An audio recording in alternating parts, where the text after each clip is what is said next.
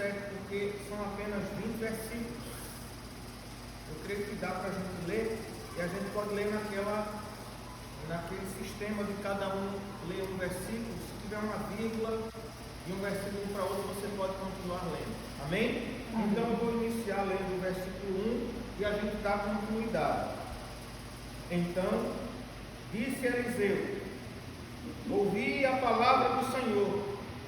Assim diz o Senhor: amanhã, a estas horas, mais ou menos, dar-se-á um alqueire de flor de farinha por um ciclo, e 2 de cevada por um ciclo, à porta de Samaria.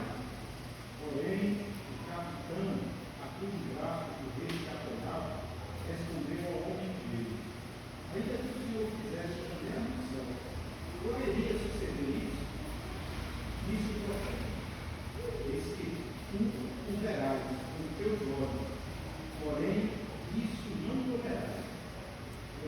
4 homens leprosos estavam à entrada do portão da cidade. Eles disseram uns aos outros: para que vamos ficar aqui sentados até morrer? 4. Disseram: entremos na cidade, a fundo na cidade, e morreremos.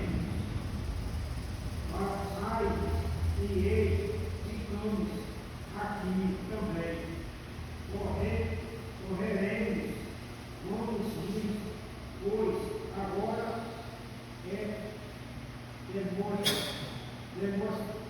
conosco no arraial dos círios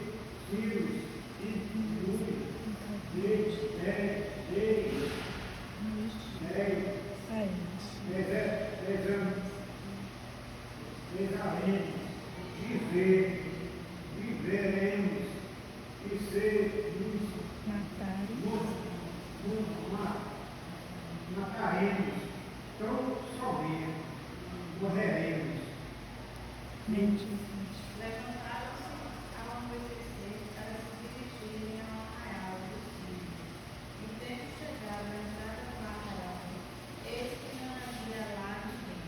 Porque o Senhor fizera ouvir o arraial dos círios ruído de carros e de cavalos e ruído de um grande exército, de maneira que disseram uns aos outros: eis que o rei de Israel alugou contra nós os reis dos heteus e os reis dos egípcios para virem contra nós. Não desceram logo e fugiram ao conflito dos seus cocheiros, os cavalos, celeiros e o arraial florestado. Fugiram para salvar a vida. Chegando, pois, aqueles leprosos à entrada do arraial, entraram numa tenda e comeram e beberam e tomaram galinha, prata e ouro e vestes, e se foram.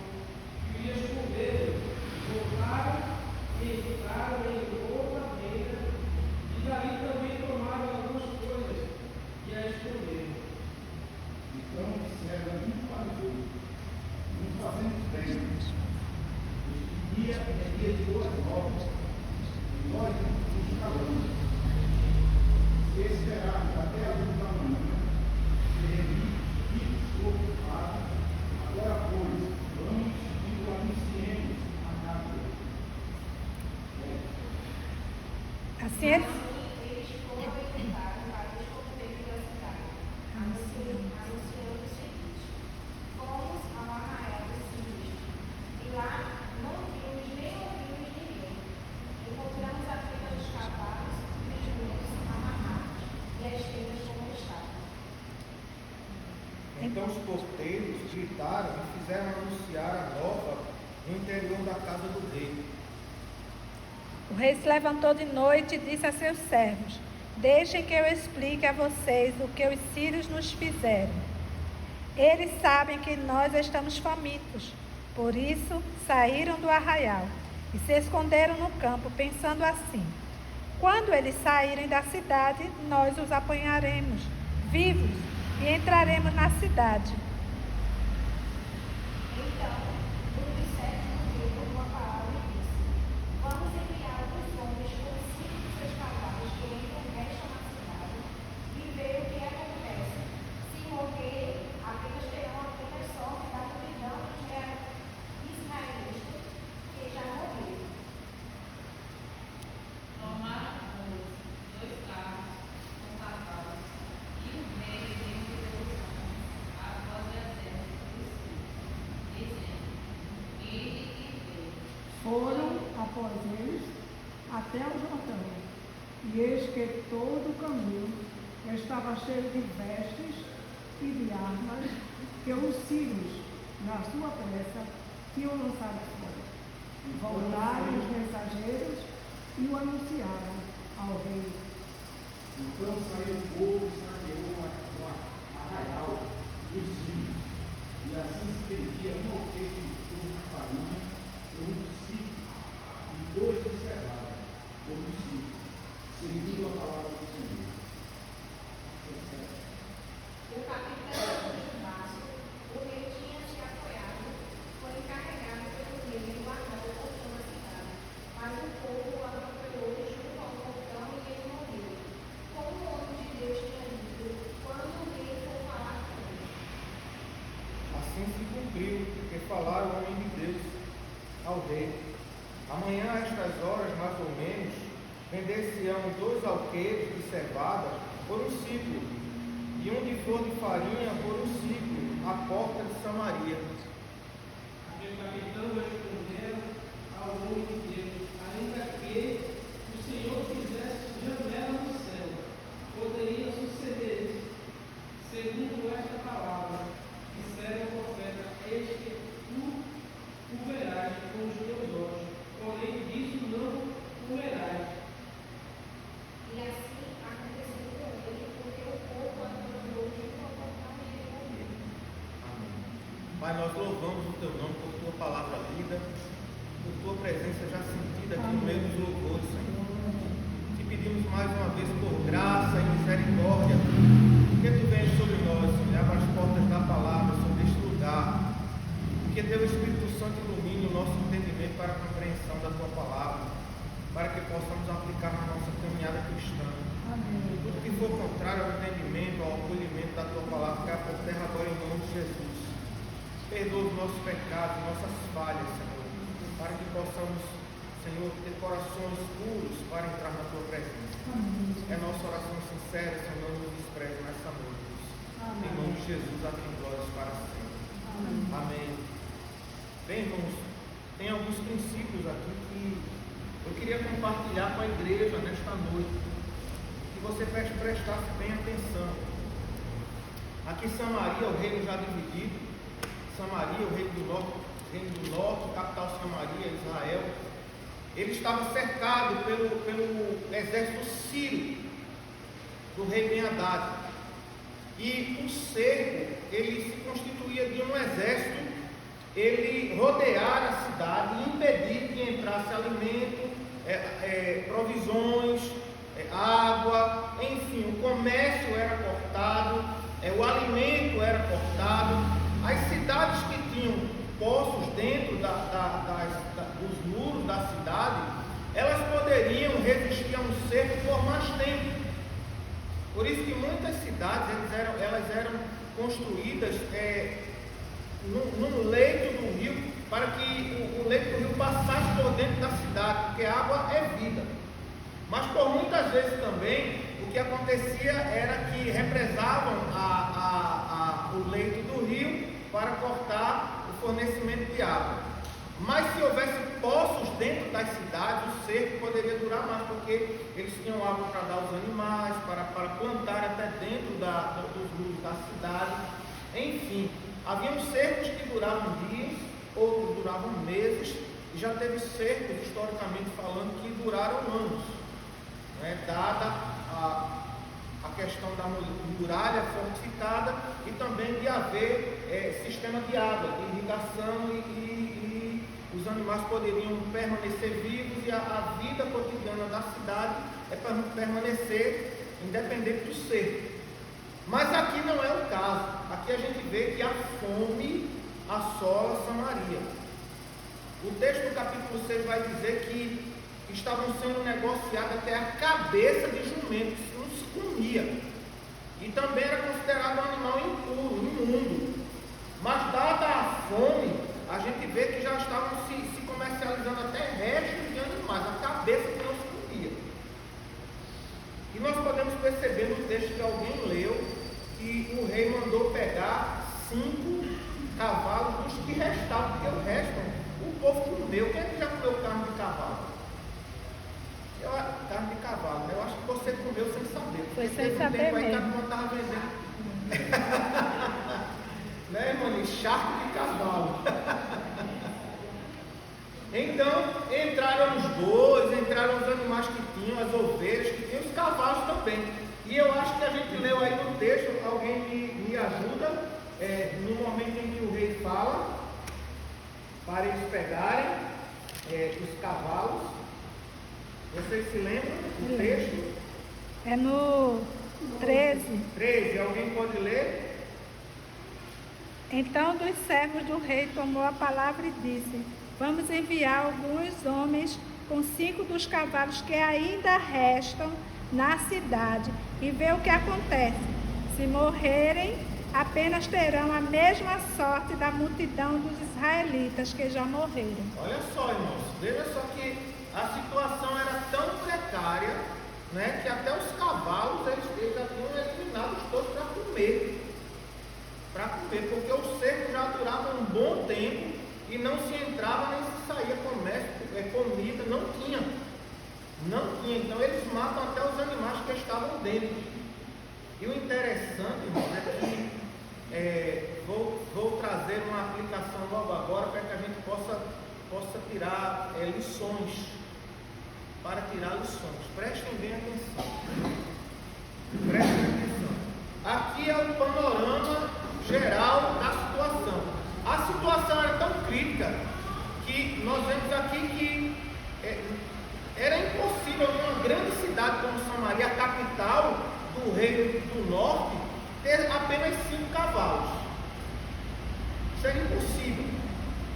E do jeito que fala, pega aí os 5 que restam, é porque deram cabo dos que tinham.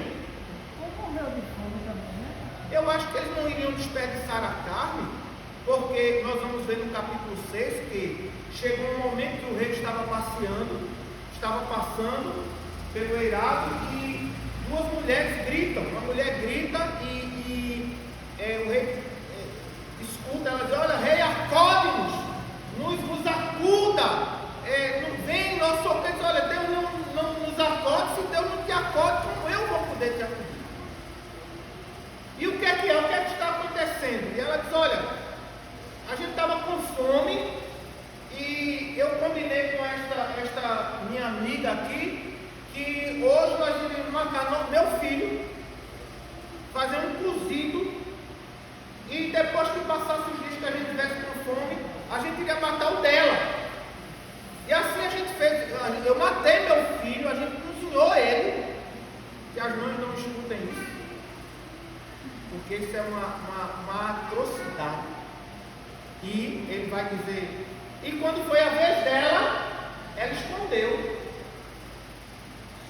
O rei rasga as suas vestes, então eu vou matar Eliseu, que é por causa dele que a gente está passando por. Veja, irmãos, por isso que eu creio que os animais não foram poupados, ou morreram de fome. Eu acho que eles não foram poupados porque já chegou a esse ponto de comer carne humana, o canibalismo. E uma mãe matar o seu próprio filho e comê-lo. Chegou a esse ponto. Os irmãos entenderam o cenário, entenderam a situação crítica. E a sentença é que todos iriam morrer. Todos iriam morrer de fome. Todos iriam morrer.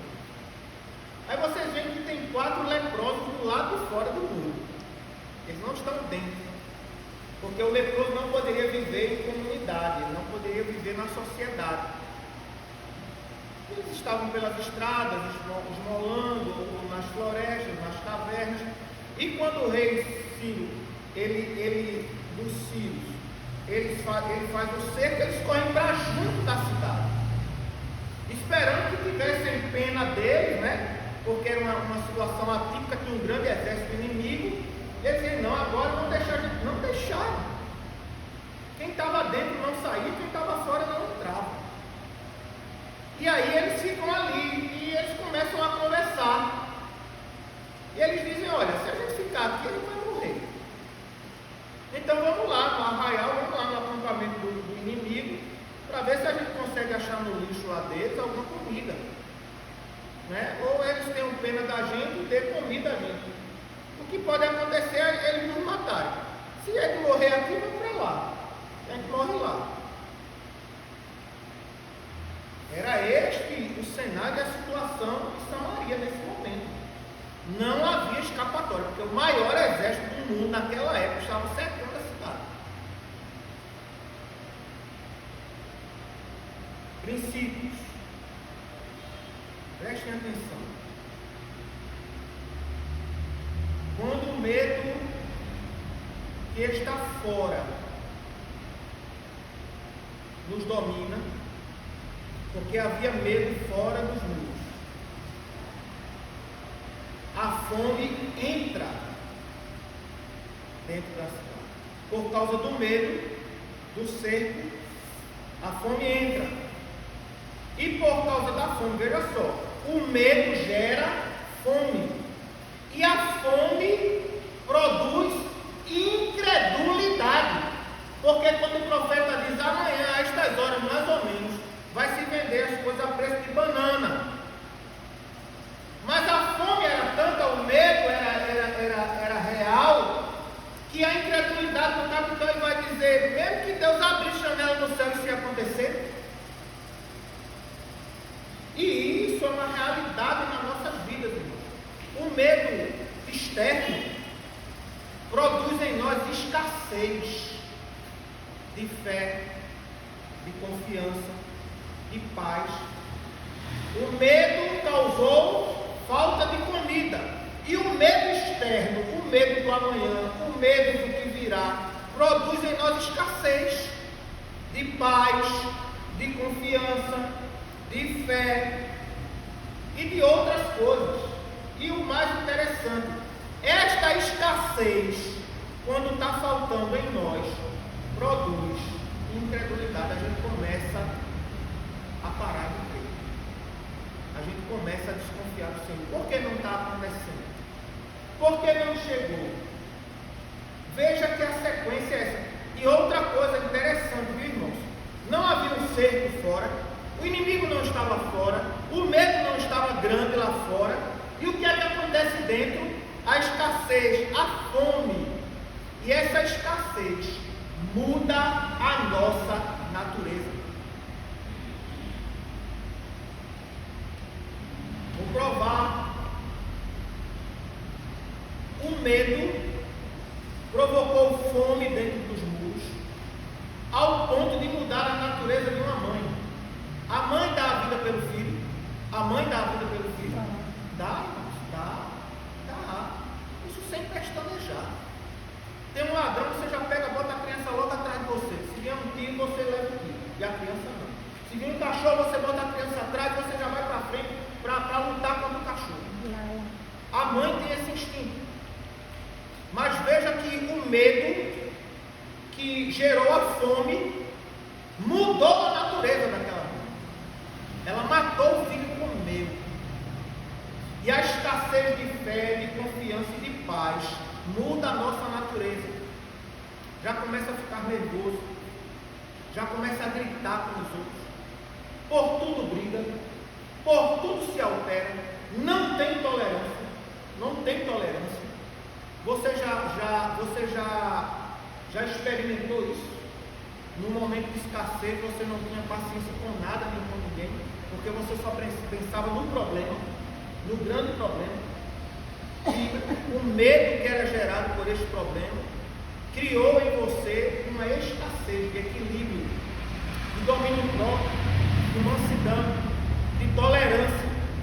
E a gente fica, irmãos, numa seca espiritual e existencial, viu? Achando que é o fim. E aqui começa um conflito dentro de nós. E o interessante de tudo isso, irmãos, que o inimigo de nossas almas, quando nos falta dinheiro, ele não quer nos provar o dinheiro, ele não quer tirar o nosso dinheiro, ele quer tirar a nossa fé em Deus. A nossa fé está sendo provada na área financeira, quando as coisas apertam. Quando a gente está doente e a gente não tem saúde, a gente não está sendo provado na saúde, não. A nossa fé está sendo provada nesta área.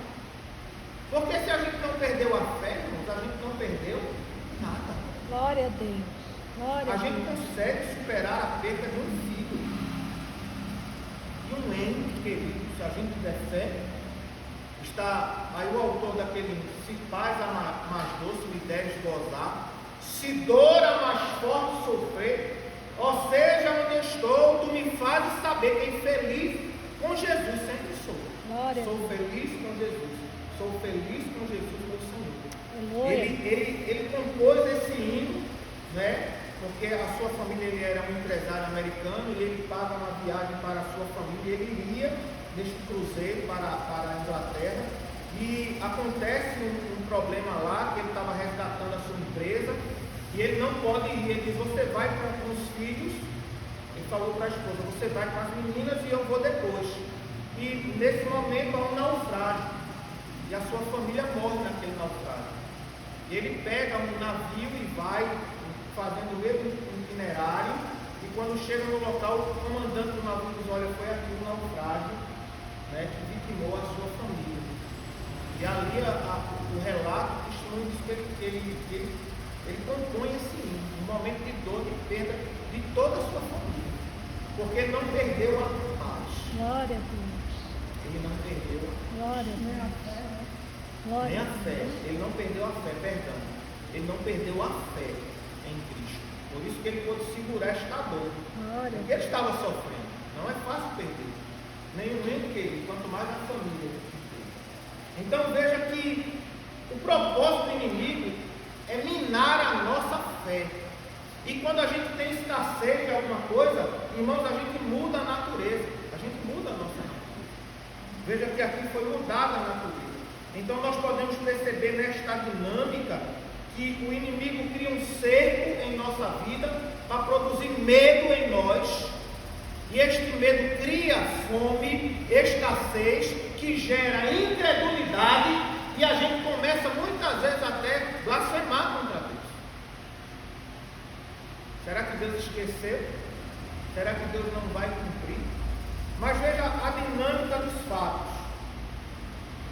Em meio a toda esta turbulência de medo, de fome, de incredulidade, existe uma coisa, irmãos, que faz toda a diferença na nossa vida. Vamos para o texto. Nós vimos aqui, alguém pode ler o verso 26 do capítulo 6, para não ficar nas minhas palavras? Quando o rei de Israel vinha passando, andando sobre a muralha, uma mulher gritou: ajude-me, ó rei, meu Senhor. E respondeu: só você. Pode ler 27 e 28. Ele respondeu: se o Senhor Deus não ajudar você, por que poderia eu ajudá-lo? Com a arena ou com o lagar? E o rei acrescentou: qual é o seu problema? Ela respondeu: esta mulher me disse: dê o seu filho para que hoje o comamos e amanhã comeremos o milho. Pode ler. Assim, cozinhamos o meu filho e comemos, mas no outro dia, quando eu disse a ela: dê o seu filho para que comamos, Ela o escondeu. Veja a situação que estava aqui, ao ponto de uma mãe comer seu filho. A pressão fez esta mulher mudar a sua própria natureza. Por isso que muitas vezes a gente vê crente que se desvia, porque não aguenta o cerco de inimigos, ele não aguenta. E prestem atenção nisso, ele só não se distancia de Deus, porque eu até entendo, nas nossas fraquezas a gente se distanciar de Deus, se desviou, mas ir buscar uma outra religião, um crente que sai e vai para o candomblé, um crente, ele muda a sua natureza. Olha, eu não sinto para ser católico, eu não sinto para ser macumbeiro, eu não sinto para ser ateu, eu não sinto. Eu não consigo mais me desviar. Eu vou na cruz ali, nos pés de Jesus, mas eu não sei professar outra fé em outra pessoa. Não sei. Mas vejo que muitas vezes até a escassez e a pressão do inimigo faz com que as pessoas mudem a natureza.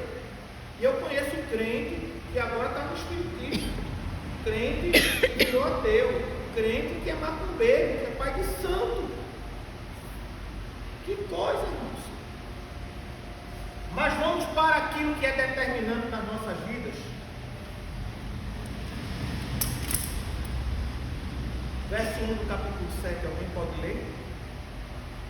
Então disse Eliseu: ouvi a palavra do Senhor, assim diz o Senhor.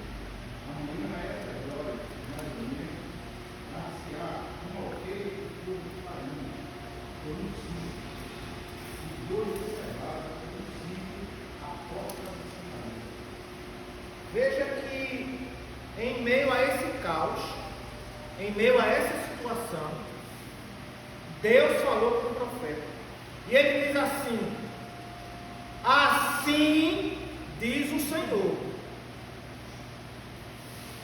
que amanhã, a essas horas mais ou menos, essa situação toda vai mudar.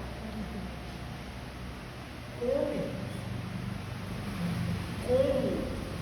Humanamente falando, como? E aqui está o determinante. A palavra foi lançada. Aí Deus começa a trabalhar. Você entende o trabalhar de Deus? Você entende o trabalhar de Deus? Aí Deus começa a trabalhar.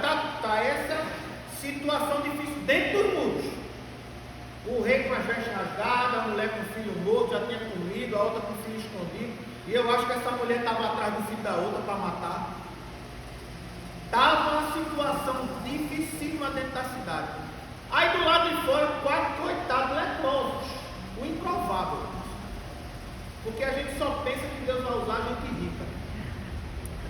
Você está com problema. Deus vai mandar alguém de dinheiro. Deus não precisa de ninguém de dinheiro, porque Ele é o dono do ouro e da prata. Glória a Deus. Ele mandou os discípulos pescar um peixe, dentro do peixe do quê? Uma moeda. Dinheiro dentro do peixe. Olha que coisa linda.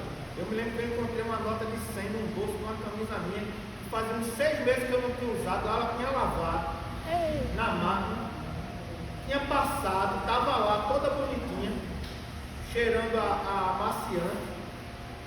6 meses depois, eu olhando para a lua assim, num domingo de escassez, e eu orando ao Senhor. E ela disse: usa essa camisa que faz uns 6 meses que tu não usa. Eu não escolho camisa mesmo, não escolho roupa, quem passa ela, quem me dá ela, onde é que tem. E eu pego, e às vezes eu pego aquela mulher, menino, tu vai pra onde? Essa aí eu tenho que trocar, não sei porquê. Homem é prático assim, a mulher ela tem. E outra coisa, viu? A minha parte do guarda-roupa é isso aqui. E a dela é aquela parte toda de outro guarda-roupa. E ela fica ali, né? E prova uma, e passa outra, e separa outra. É umas 4 roupas e ela não vai com nenhuma daquelas. A gente não. O sapato é o mesmo, a camisa combina com qualquer cor, né? A calça, né? A gente é assim. E ela disse: tá certo dele. Ela, sim, tem um negócio aí no bolso. Duro, eu passando assim, o ferro topando, quando eu abri, chega, estava cheiroso, e nem grossinho dobrado, cheirando amaciante. você esquece R$100 no bolso, irmão, nem prata salta. Nem prata escapa, viu? Nem prata. É Deus, irmãos. É Deus para no momento oportuno.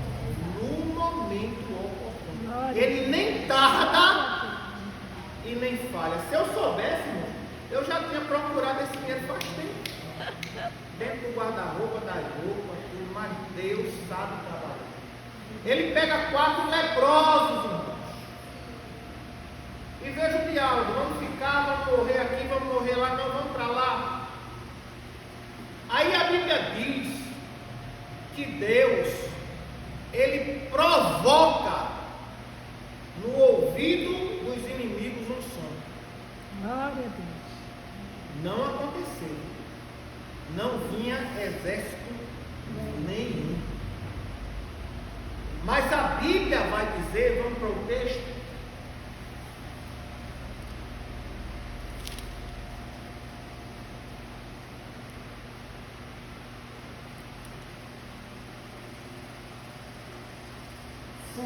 verso 6. Pode ler. Porque o Senhor fizera ouvir Olha, no arraial dos rios ruído de carros e de cavalos e o ruído de um grande exército, de maneira que disseram uns aos outros: Eis que o rei de Israel alugou contra nós os reis dos heteus e os reis dos egípcios para virem contra nós. aleluia. O nosso Deus é tremendo, irmãos. Glória a Deus. O nosso Deus é maravilhoso. Glória a Deus, irmãos. Que coisa linda. Louvado seja teu Veja nome. só que coisa linda, irmãos. O trabalhar do nosso Deus na nossa vida. Aleluia. É só uma palavra dele, irmãos, sobre nós. Uma palavra dele. Amanhã isso aqui tudo vai ser mudado, vai estar mudado, irmãos. Ele tem poder para isso. Ele fez os inimigos ouvirem. Glória a Deus.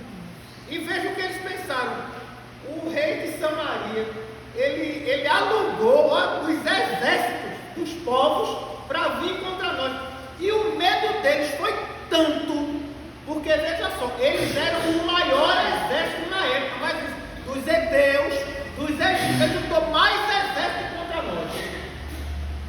E a gente não pode contra esses exércitos, vamos correr. Irmãos, eles deixaram tudo. Veja o medo que Deus provocou no inimigo do seu povo. Glória a Deus. Isso é que é Deus, irmãos. Glória a Deus. Este é o nosso Deus. Malaquias vai dizer: eu, o Senhor, não mudo. Glória a Deus. Glória. Este é o nosso Deus, irmãos. Aleluia. Enquanto tem uma língua suja para falar contra nós, nós temos Deus para mudar o quadro. Aleluia. E eles ouvirem ao nosso respeito coisas que Deus tem para nós. Aí ele vai dizer: olha, o rei de Samaria, ele alugou carros, eles estão vindo, eles estão ouvindo. E todo mundo ouviu. E eles saíram correndo. Aleluia. E eles deixaram no meio do caminho capa, armadura, os sapatos, as couraças, os escudos, os alimentos, ouro e prata. Glória a Deus. Aí lá vai os leprosos, e eles vão vendo aquilo ali, o que aconteceu? E eles chegam no arraial, não tem ninguém. O próprio Eliseu vai dizer: maior é o que está conosco. Glória a Deus. Maior é o que está conosco. Deus bota em emboscada, a gente não sabe nem o que está acontecendo lá, porque a gente está dentro do muro.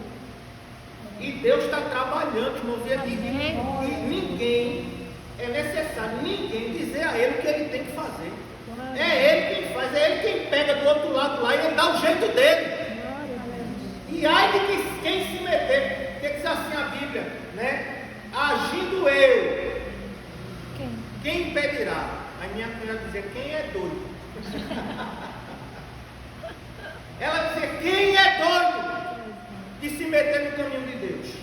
E muitas vezes a gente quer interferir. Aí lá vai Abraão, né, com Sara, porque já estavam velhos. Deus tinha dito Deus tinha dito que ia dar um filho a eles. Aí se atravessa a estrada da estrada. Não tinha nada de fazer isso. Porque a pressão da idade, do tempo, o medo, a escassez, do vigor, gerou incredulidade e eles se precipitaram.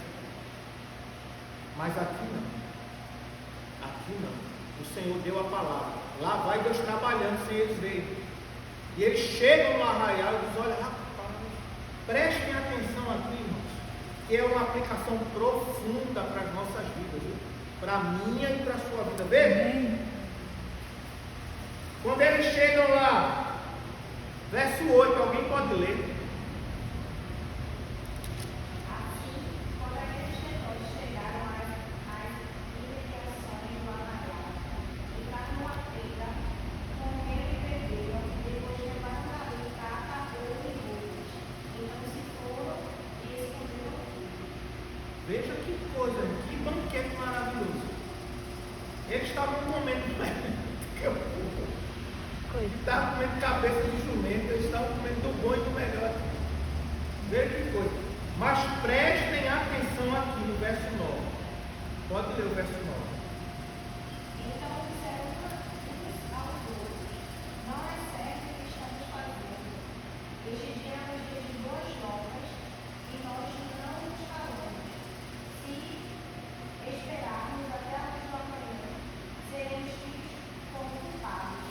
Vamos agora mesmo anunciar isto em palavras reais. Isso aqui soa familiar para vocês? Tem uma palavra aqui que soa, ela destoa das outras. Alguém notou? Boas novas. Oi? As boas novas. Boas novas. Glória a Deus. Glória a Deus. Quem é que detém as boas novas aqui, irmãos? Nós. O Evangelho é um faminto dizendo para o outro: achei comida. Glória Você a Deus. tem declarado essas boas novas? Glória a Que Deus. você encontrou comida boa? Você tem dito ao povo, você tem dito ao seu vizinho, você tem dito ao seu familiar que você encontrou, que você mudou de vida, que Jesus mudou a sua vida. Glória a Deus.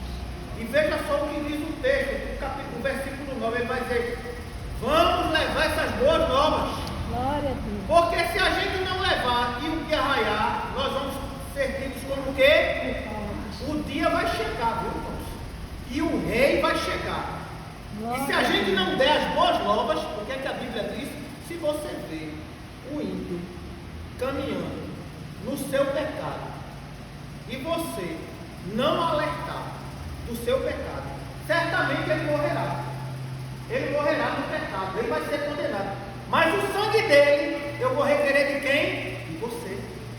Mas se você vê o ímpio caminhando na sua iniquidade e você alertar a ele, e mesmo assim ele não se desviar do seu mau caminho, morrerá no seu delito e pecado. Mas das tuas mãos, o sangue dele, eu não vou requerer. Glória a Deus. Naquele dia, irmãos, o Senhor vai perguntar se a gente declarou as boas novas. E se a gente não declarou, irmãos, ele não tem um culpado, por inocente. Nós vamos prestar contas a Deus. Veja que coisa linda, o princípio deste texto aqui. E é um princípio que permeia os nossos corações, irmãos, com relação ao Evangelho de Cristo. É boas novas, sim. E essas boas novas são aplicadas como aquela lá no grego, boas novas de salvação. Porque as pessoas iriam morrer de fome, e as pessoas vão morrer no pecado se a gente não declarar essas boas novas. Que em Cristo há salvação, a remissão do pecado, a perdão do pecado. Amém. Isto é uma máxima, viu, irmão, na nossa vida, na vida do cristão, viu? Se você não tem uma palavra de vida para dar para alguém, você precisa rever os seus conceitos. A gente precisa rever os nossos conceitos. Se você não tem palavra de vida, se você não tem coragem de dizer, você precisa de Jesus. Você precisa de Jesus. Amém. Ah, não muda nada. Você precisa de Jesus para alguma coisa mudar na tua vida. Porque quem precisa mudar é você. Mesmo que as circunstâncias não mudam, nós que devemos mudar pela palavra do Senhor. Então guarde aí no seu coração isto, viu? Jesus vai voltar. Glória E a naquele Deus. dia ele vai perguntar se a gente declarou boas novas de salvação. Glória a Deus. Tenha cuidado. E reflita nisso. E eles vêm, e eles chegam lá. E eles comem, bebem. E eles têm esse senso. Porque eles poderiam ser tomados pelo egoísmo. Não nos deixaram entrar lá. Sim. Não nos deixaram entrar. Porque agora a gente vai chamá-los. Mas aqui a gente vê uma obra do Espírito Santo. Porque da mesma forma que o medo gera escassez e a escassez provoca incredulidade, nós só podemos ver que a palavra de Deus, irmãos, também transforma a natureza. Como o medo e a escassez e a incredulidade mudou a natureza daquelas mulheres e ela comeu o próprio filho, aqui a palavra de Deus, para se cumprir, mudou a natureza desses homens. Porque eles podiam muito bem dizer, não, a gente não vai não. Sabe o que vai acontecer? A gente vai dizer a eles, e quando eles chegarem, sabe quem vai ter que sair? A gente. A gente é leproso, a nossa situação não vai mudar. Mas a palavra de Deus muda a nossa natureza, irmão. Glória a Deus. Muda. Quem era egoísta não é mais. Quem era arrogante não é mais. Quem era prepotente não era mais. Quem roubava não rouba mais. Quem mentia não mente mais. E só Deus para fazer isso, viu, irmão? Só o Espírito de Deus. Olha, tira o Espírito de Deus de mim e de você. Tire. Misericórdia, Jesus. Não tem aquela pessoa que a gente condena, aquela pessoa promíscua, aquela pessoa perversa. Tira o Espírito Santo da gente. A gente é aquela pessoa. A gente é capaz de tudo.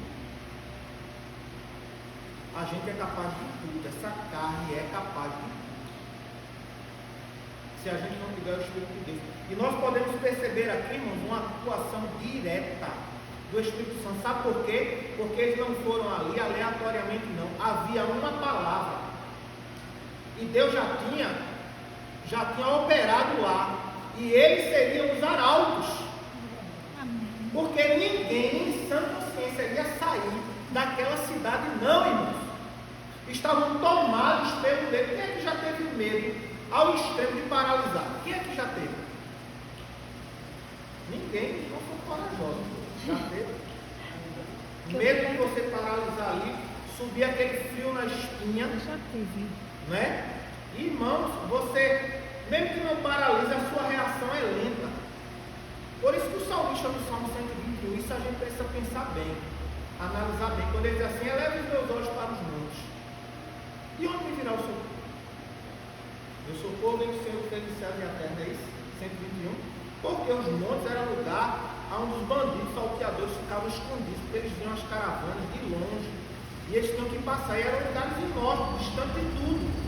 Se os salteadores descessem ali, eles não tinham escapatória. Mas é interessante, você pode abrir aí no Salmo 121, veja o que ele diz. De onde me virá o socorro? Se vir os bandidos agora, de onde me virá o socorro? Não tem socorro aqui. Não tem salvação aqui. Mas ele vai dizer, o meu socorro vem do Senhor, Glória a Deus. que fez o céu E a terra. e a terra. Mas veja o que diz no restante do texto. Pode ler. Não deixará o quê? Por quê? Porque naquele momento, irmãos, Deus daria um escape, mas poderia dar um escape da forma seguinte: eles poderiam morrer, fugir.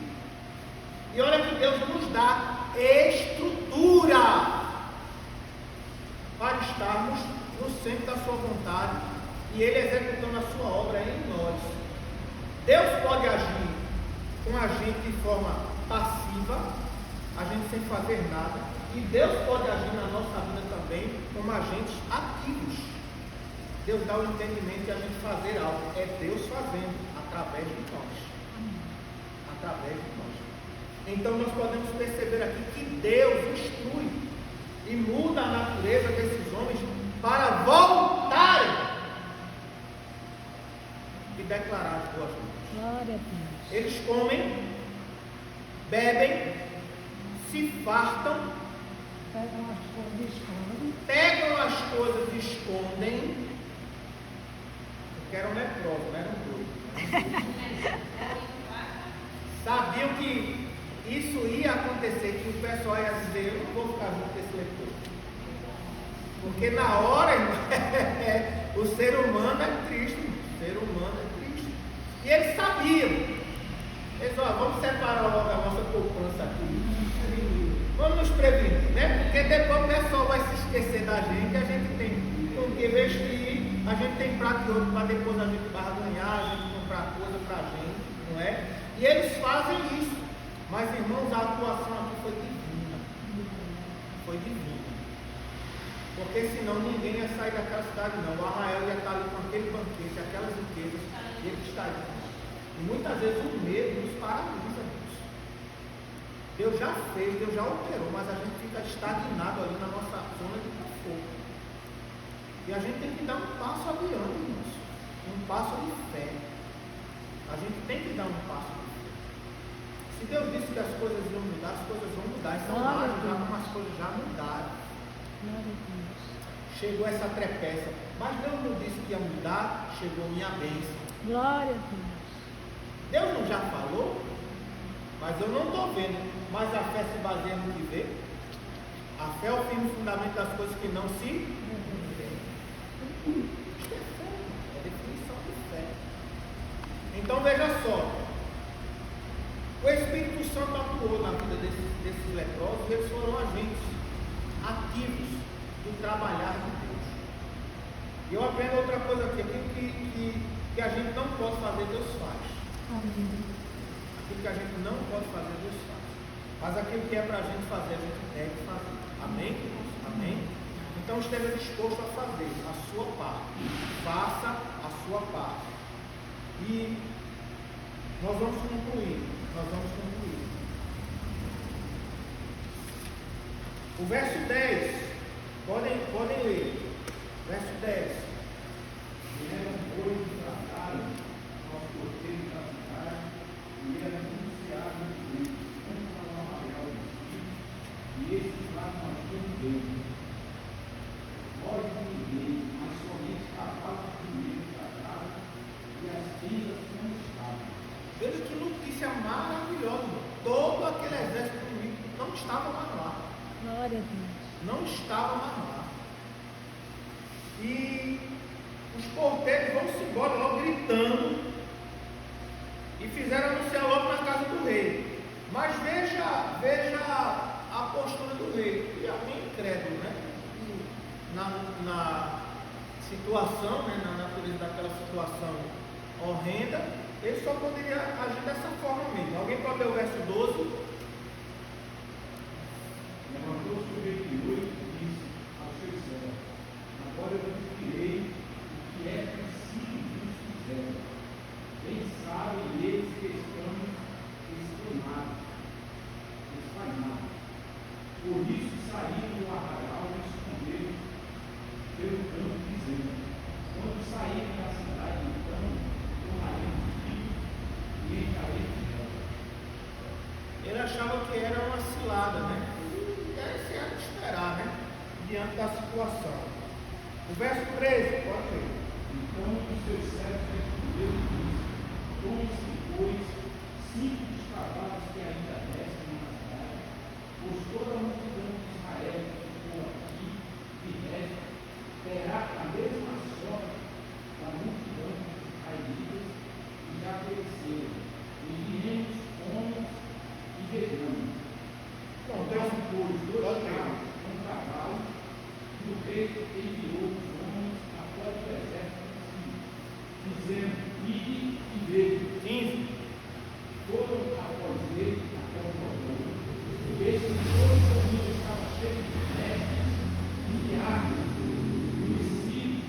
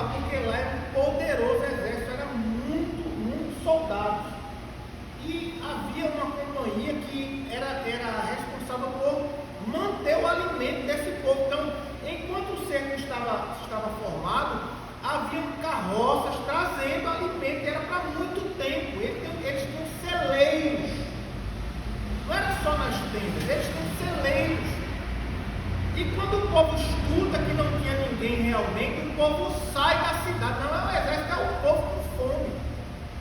E eles vão se embora para lá. E eles trazem toda a comida que tinha lá. Quando chega lá, a palavra de Deus se cumpre que ninguém queria mais comprar as coisas. Era preço de banana, porque tinha muita. E todo mundo já tinha na mão. E a euforia era tanto que o chefe da guarda estava lá no portão e o povo atropelou ele. Ele morreu. A palavra se cumpriu. A palavra de Deus tirou o medo, a escassez e a incredulidade. Veja que coisa, é a palavra de Deus, é a chave para os nossos medos, para a nossa escassez, para a incredulidade. É a palavra de Deus. Agora, uma coisa interessante aqui, quando eles anunciaram que os guardas falaram ao rei, que o rei mandou ir lá, vocês viram aqui falar dos leprosos? Cadê os leprosos? Os leprosos pegaram o rei. Não fala mais nada. Não fala mais. Não fala. Então, se preveniram certo. Porque não espere recompensa do bem que você faz.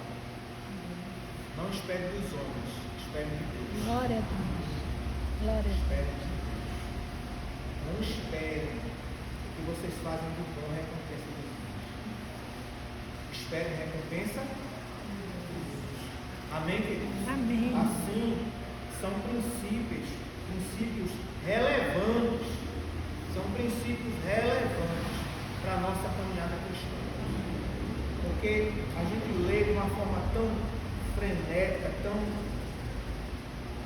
rápida, que a gente esquece de tirar os princípios contidos aqui. Então não deixe o medo dominar, porque esse medo vai gerar escassez dentro de você. E essa escassez vai produzir incredulidade. Muitas vezes essa incredulidade, ela transforma, ela muda a nossa natureza. Mas a palavra de Deus, ela desfaz todo este mal. Glória a Deus. E nos dá alimento e nos dá vitória. E é assim na nossa vida, viu? Uma só palavra. Vamos ficar de pé. Amém. Eu queria que você já exercitasse essa palavra de hoje. Eu creio que você pode fazer dupla com alguém, não fique sozinho.